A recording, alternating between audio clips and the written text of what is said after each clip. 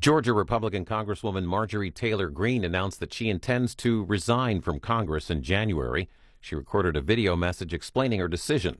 Here's a look. Hi, everyone. I've always represented the common American man and woman as a member of the House of Representatives, which is why I've always been despised in Washington, D.C., and just never fit in. Americans are used by the political industrial complex of both political parties, election cycle after election cycle, in order to elect whichever side can convince Americans to hate the other side more. And the results are always the same. No matter which way the political pendulum swings, Republican or Democrat, nothing ever gets better for the common American man or woman.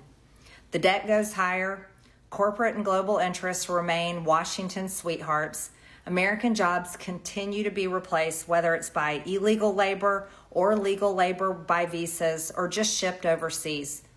Small businesses continue to be swallowed by big corporations. Americans' hard-earned tax dollars always fund foreign wars, foreign aid, and foreign interest, and the spending power of the dollar continues to decline.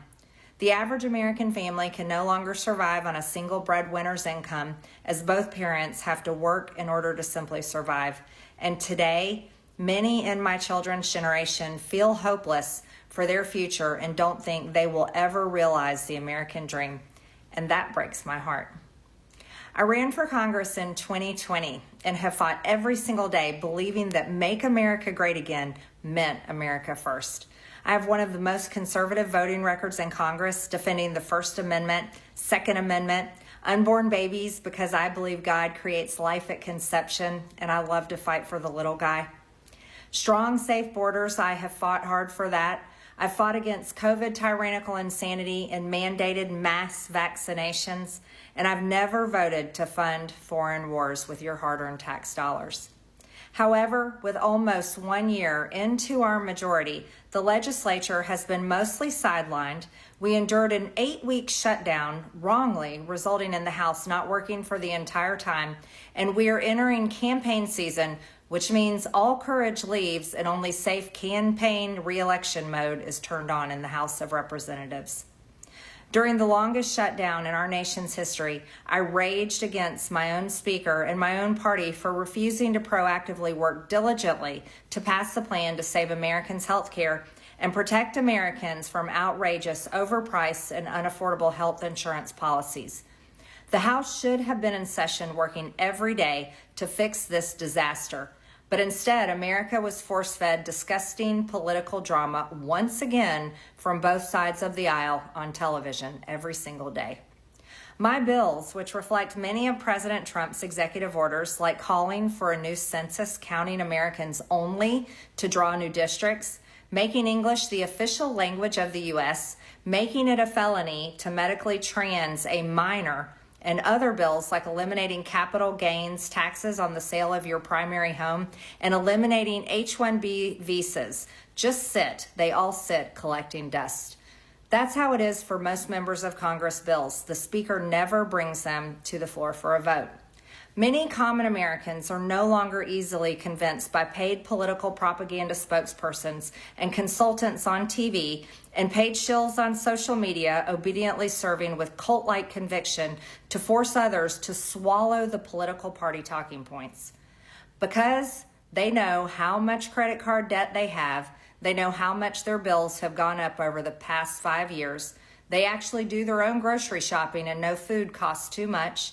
Their rent has increasingly gone up and up. They have been outbid by corporate asset managers too many times when they put in an offer to buy a house. They have been laid off after being forced to train their visa-holding replacement. The college degree they were told to earn only left them in debt with no big six-figure salary. They see more homeless people than ever on their own community streets. They can't afford health insurance or practically any insurance, and they just aren't stupid.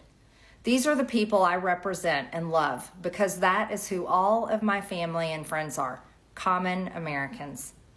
I've been blessed to represent the 14th District of Georgia for 5 years. The district is filled with some of the most wonderful, kind-hearted, God-fearing, patriotic, hardworking people you will ever meet. good, regular, common Americans. I've worked hard to bring taxpayer dollars back home to help district needs. I impeached Biden's Secretary of Homeland after watching my constituents die as he facilitated dangerous open border invasion into America. And I led the effort to defund hard-left politically biased NPR and PBS and the corrupt USAID, and I did that as chair of the DOJ subcommittee. I have fought harder than almost any other elected Republican to elect Donald Trump and Republicans to power. I traveled the country for years. I spent millions of my own money. I missed precious time with my family that I can never get back. And I showed up in places like outside the New York courthouse in Collect Pond Park against a raging leftist mob as Trump faced Democrat lawfare. Meanwhile, most of the establishment Republicans who secretly hate him and who stabbed him in the back and never defended him against anything have all been welcomed in right after the election. And I will never forget the day I had to leave my mother's side as my father had brain surgery to remove cancerous tumors in order to fly to Washington, D.C. to defend President Trump and vote no against the Democrats' second impeachment in 2021. My poor father and my poor mother, it was way too much for all of us. Through it all, I never changed or went back on my campaign promises and only disagreed in a few areas, like my stance against H-1Bs replacing American jobs, AI state moratoriums, debt for life 50-year mortgage scams, standing strongly against all involvement in foreign wars, and demanding the release of the Epstein files.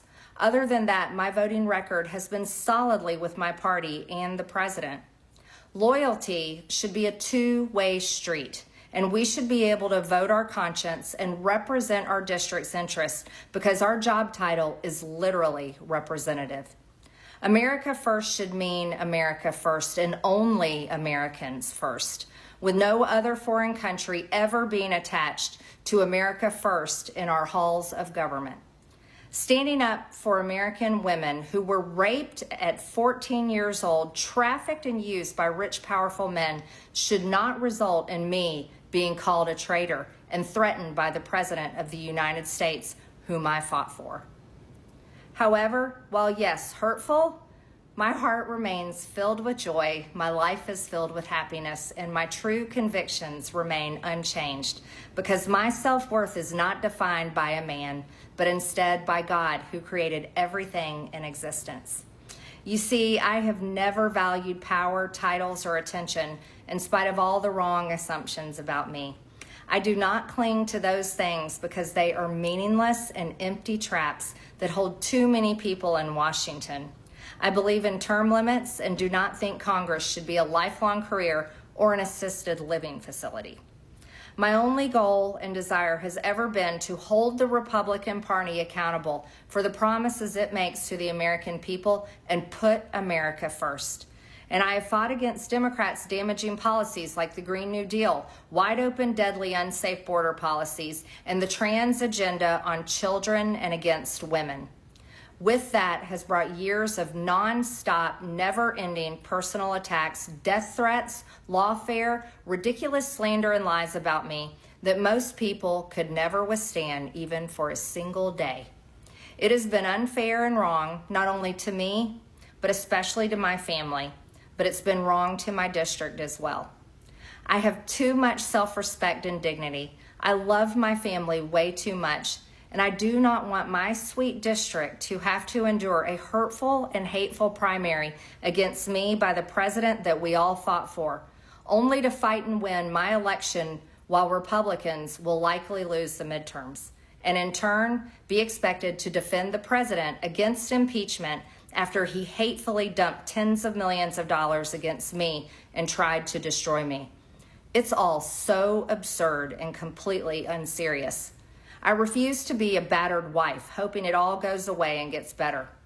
If I am cast aside by the president and the MAGA political machine and replaced by neocons, big pharma, big tech, military-industrial war complex, foreign leaders, and the elite donor class that can never, ever relate to real Americans, then many common Americans have been cast aside and replaced as well.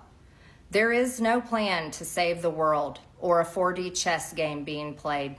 When common American people realize and understand that the political industrial complex of both parties is ripping this country apart, that not one elected leader like me is able to stop Washington's machine from gradually destroying our country, and instead the reality is that they, common Americans, the people, possess the real power over Washington, then I'll be here by their side to rebuild it. Until then, I'm going back to the people that I love, to live my life to the fullest as I always have, and I look forward to a new path ahead. I'll be resigning from office with my last day being January 5th, 2026, and I look forward to seeing many of you again sometime in the future. May God bless you all, and may God bless America. C-SPAN is